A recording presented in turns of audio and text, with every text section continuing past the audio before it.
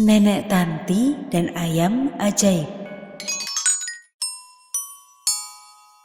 Alkisah di suatu masa, hiduplah seorang nenek tua miskin bernama Nenek Tanti. Ia hidup sebatang kara di gubuk reotnya yang berada di tepi hutan. Setiap hari Nenek Tanti akan pergi ke hutan untuk mencari kayu bakar. Ia akan pergi pagi sekali dan baru pulang ke gubuknya yang reot saat hari menjelang petang.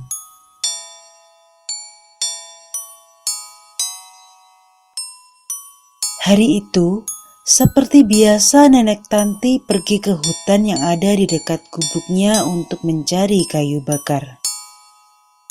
Ia bekerja cukup keras sampai akhirnya berhasil mendapatkan banyak kayu bakar.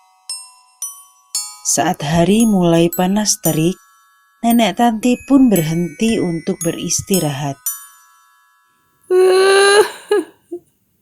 Aku lelah sekali mencari kayu bakar berjam-jam seperti ini, membuat seluruh tubuhku terasa pegal.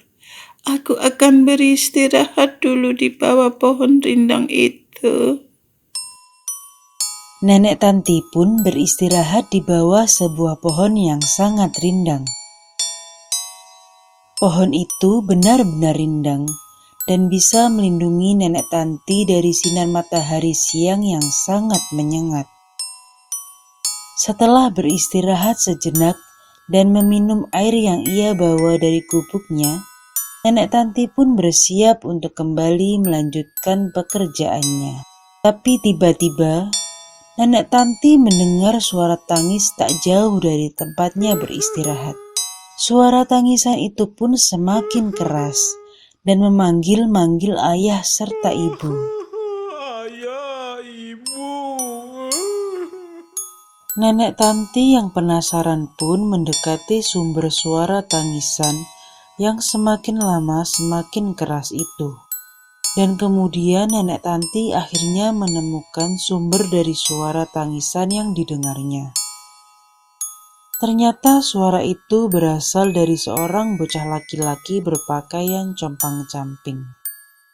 Nenek Tanti pun mendekatinya. Hai nak, siapa kau? Kenapa kau ada di hutan ini sendirian? Dan kenapa kau menangis? Bocah lelaki itu langsung menghentikan tangisnya saat ditegur oleh Nenek Tanti. Dia sempat merasa takut kepada Nenek Tanti. Tapi akhirnya dia menjelaskan siapa dirinya. Ternyata bocah itu adalah Pangeran Yosi, sang putra mahkota kerajaan. Aku Pangeran Yosi. Aku sedang mengikuti pesta kostum bersama teman-temanku. Jadi aku berpenampilan seperti seorang gelandangan dengan pakaian yang compang-camping begini. Kami semua bermaksud menjelajahi hutan ini, tapi aku terpisah dari teman-temanku. Aku sudah berusaha mencari mereka, tapi aku malah semakin tersesat di hutan ini. Pangeran Yosi berhenti sejenak. Dia pun menarik nafas dalam-dalam, lalu menghembuskannya perlahan.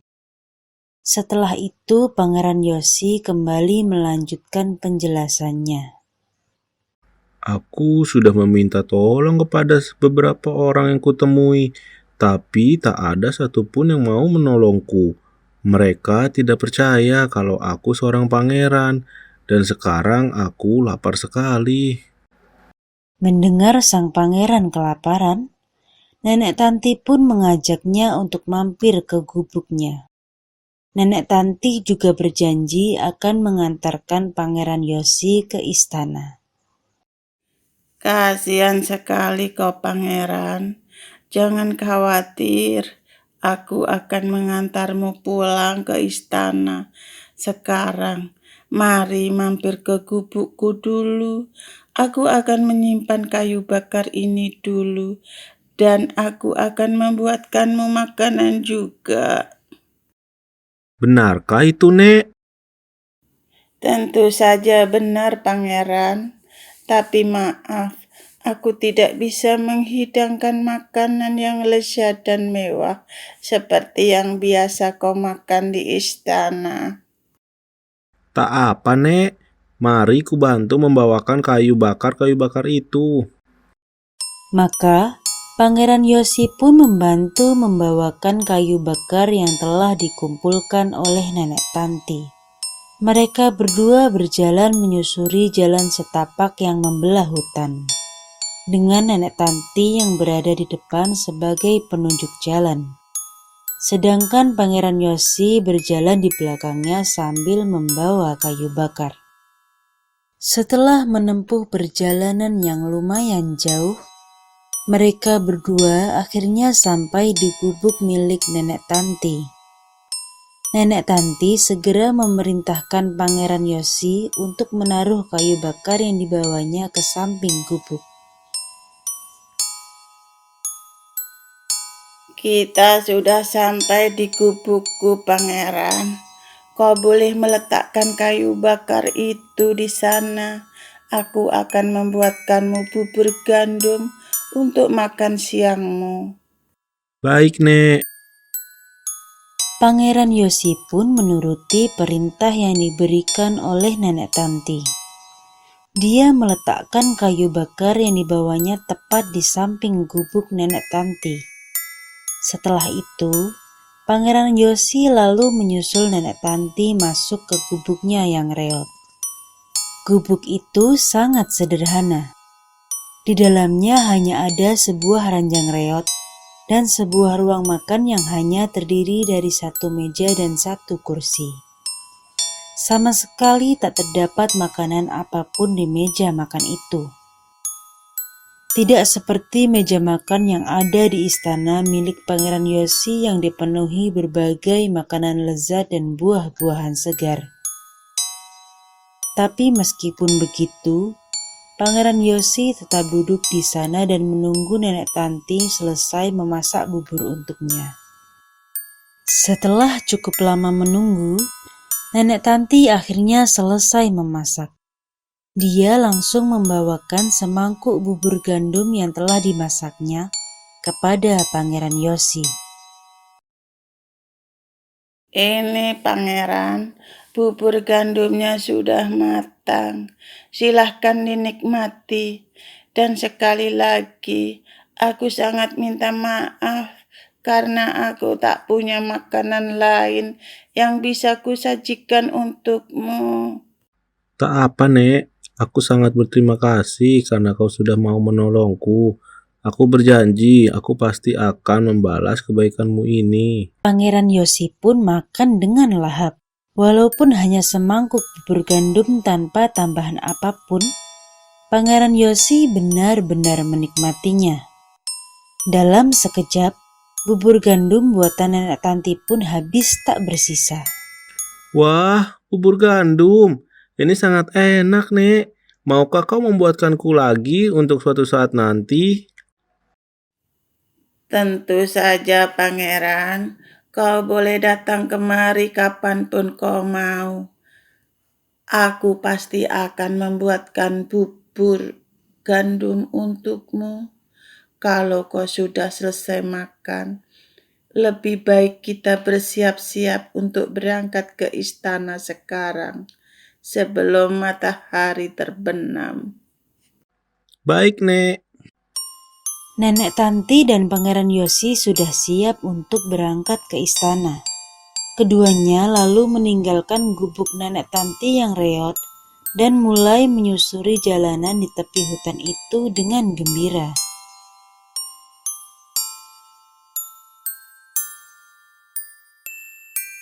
Setelah menempuh perjalanan yang lumayan jauh, Nenek Tanti dan Pangeran Yosi akhirnya tiba di istana.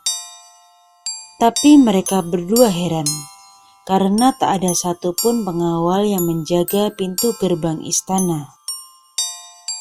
Ternyata, seluruh pengawal sedang dikumpulkan oleh sang raja. Mereka ditugaskan untuk mencari Pangeran Yosi sampai ditemukan. Aku tidak mau tahu. Pokoknya kalian semua harus menemukan Pangeran Yosi bagaimanapun caranya. Cari ke seluruh penjuru negeri ini. Baik, Raja. Para pengawal itu baru saja akan membubarkan diri dan mulai mencari Pangeran Yosi. Tapi tiba-tiba Pangeran Yosi sudah muncul di hadapan mereka bersama seorang nenek tua. Tidak perlu mencariku lagi, Ayah. Aku sudah bisa pulang ke istana. Sang raja pun langsung menyambut putra kesayangannya dan langsung memeluknya.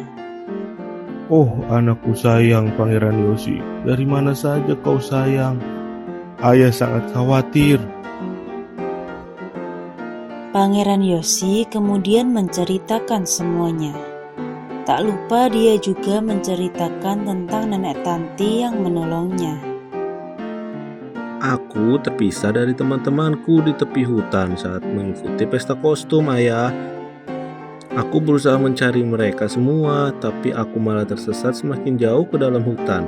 Aku sudah berusaha meminta tolong kepada para penebang kayu dan mengatakan kalau aku adalah Pangeran Yosi, tapi mereka tidak ada yang mempercayaiku dan tak ada yang mau menolongku. Untung saja ada nenek Tanti yang baik ini. Dia mau memberiku makanan dan mengantarkan aku pulang ke istana. Mendengar itu, sang raja pun langsung mendekati nenek Tanti dan mengucapkan terima kasih. Raja juga menawarkan hadiah kepada nenek tua itu. Terima kasih, Nek. Kau telah menyelamatkan Pangeran Yosi. Sebagai ucapan terima kasih, aku akan memberikan hadiah untukmu. Sama-sama, Raja. Kau tak perlu repot-repot memberi hadiah untukku. Aku ikhlas menolong Pangeran Yosi. Sang raja terus memaksa untuk memberikan hadiah kepada nenek Tanti. Raja menyuruh nenek Tanti untuk memilih 2 hadiah yang sudah ia siapkan, yaitu sekantung koin emas dan seekor anak ayam. Nenek Tanti yang terus didesak oleh sang raja, akhirnya terpaksa menerima hadiah yang ditawarkan oleh sang raja. Dan ternyata, nenek Tanti lebih memilih anak ayam ketimbang koin emas. Ayolah, Nek, aku mohon terimalah hadiah yang dariku. Kau boleh memilih untuk menerima sekantung koin emas atau seekor anak ayam berwarna putih.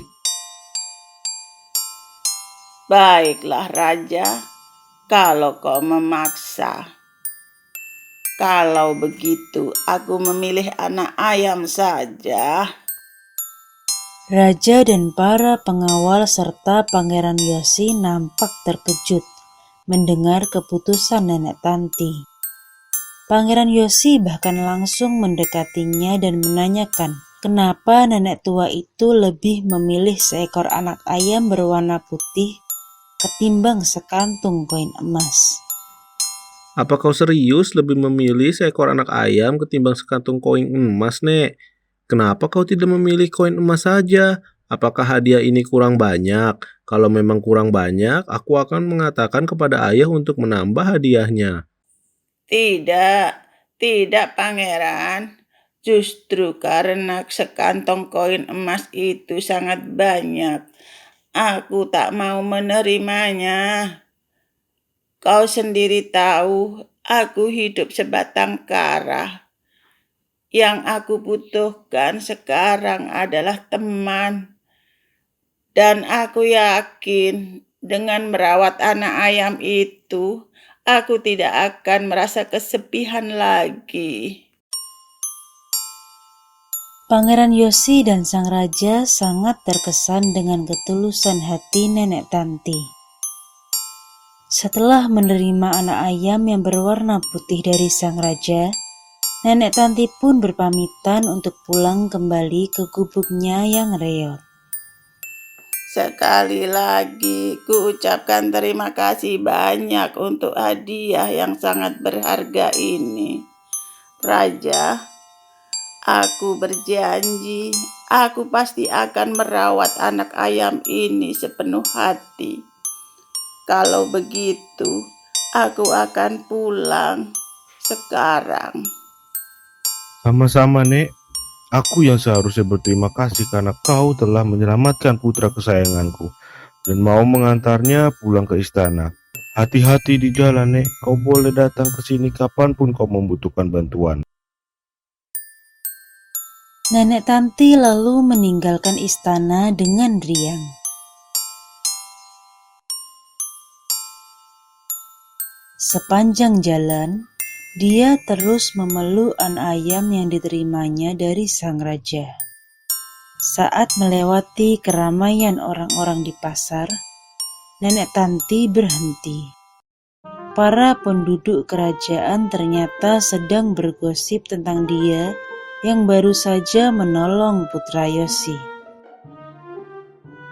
Mereka semua menganggap Nenek Tanti bodoh karena lebih memilih seekor anak ayam ketimbang sekantung koin emas. Lihatlah nenek tua itu, dia bodoh sekali. Sang raja menawarkannya sekantung koin emas sebagai hadiah karena telah menolong Pangeran Yosi yang tersesat. Dia malah lebih memilih seekor anak ayam. Kok bisa ya? Aku penasaran. Jangan-jangan nenek tua itu tidak waras. Kalau dia waras, sudah pasti dia akan memilih sekantung koin emas. Para penduduk terus saja sibuk berkasak kusuk soal Nenek Tanti yang lebih memilih menerima seekor ayam ketimbang sekantung koin emas. Tapi Nenek Tanti tidak mempedulikannya. Dia cuek saja lalu melanjutkan perjalanan pulangnya ke gubuknya yang reot. Nenek Tanti terus merawat anak ayam yang diberikan sang raja dengan gembira. Ia juga sering kali membawa anak ayam itu untuk menemaninya mencari kayu bakar. Dia menyayangi anak ayam itu dengan sepenuh hati. Tumbuh besar ya anak ayamku. Aku senang sekali bisa mendapatkanmu sebagai hadiah dari sang raja. Semenjak ada kamu, aku tak pernah lagi merasa kesepian. Hari pun terus berganti. Anak ayam itu kini telah tumbuh menjadi seekor ayam betina dewasa. Dan pada suatu hari, Nenek Tanti mendengar ayam kesayangannya itu berkotek sangat keras. Ternyata dia baru saja bertelur. Nenek Tanti pun langsung menghampiri ayam kesayangannya yang masih terus berkotek. Dan Nenek Tanti sangat terkejut karena ternyata ayam kesayangannya itu bertelur emas. Telur emas, apakah kau ayam ajaib? Ayam kesayangan Nenek Tanti akhirnya berhenti berkotek. Nenek Tanti masih sangat kebingungan. Dia benar-benar tidak menyangka kalau ayam yang dipeliharanya selama ini adalah ayam ajaib yang bertelur emas. Ternyata kau adalah ayam ajaib. Kau pasti sangat berharga bagi sang raja. Aku harus mengembalikanmu kepada sang raja. Aku tidak pantas menerima hadiah yang berharga seperti ini. Maka Nenek Tanti pun kemudian memutuskan untuk mengembalikan ayam pemberian sang raja itu. Tak lupa dia membawa ayam ajaib dan telur emasnya ke istana. Setibanya di istana, Nenek Tanti langsung menjelaskan semuanya kepada sang raja. Wahai raja, aku datang kemari untuk mengembalikan ayam yang kau berikan kepadaku dulu. Tentu saja sang raja sangat keheranan. Dia pun bertanya kenapa Nenek Tanti mengembalikan ayam yang diberikannya saat nenek tua itu menolong Pangeran Yosi. Kenapa, Nek? Kenapa kau mengembalikan ayam ini? Apakah terjadi sesuatu? Raja, ternyata ayam ini adalah ayam ajaib. Dia baru saja bertelur emas. Ayam ini pasti sangat berharga. Aku tidak layak menerima hadiah berharga ini. Sang raja hanya tersenyum. Ternyata sebenarnya sang raja sudah mengetahui kalau ayam itu adalah ayam ajaib. Sang raja pun lalu menolak nenek Tanti yang mengembalikan ayam itu. Ya, ayam ini memanglah seekor ayam ajaib yang bisa bertelur emas. Tapi aku tidak akan membiarkan kau mengembalikan ayam itu kepadaku. Orang sebaik dan setulus kau sangat pantas mendapatkan ayam ajaib itu, Nek. Nenek Tanti sangat terharu. Dia pun terus mengucapkan terima kasih kepada sang raja. Terima kasih, Raja. Terima kasih banyak. Sama-sama, Nek. Nenek Tanti pun akhirnya pulang kembali ke gubuk riatnya dengan membawa ayam sakti dan telur emasnya. Sejak hari itu, ayam sakti pemberian sang raja terus mengeluarkan telur emas dan membuat Nenek Tanti menjadi seorang yang kaya raya.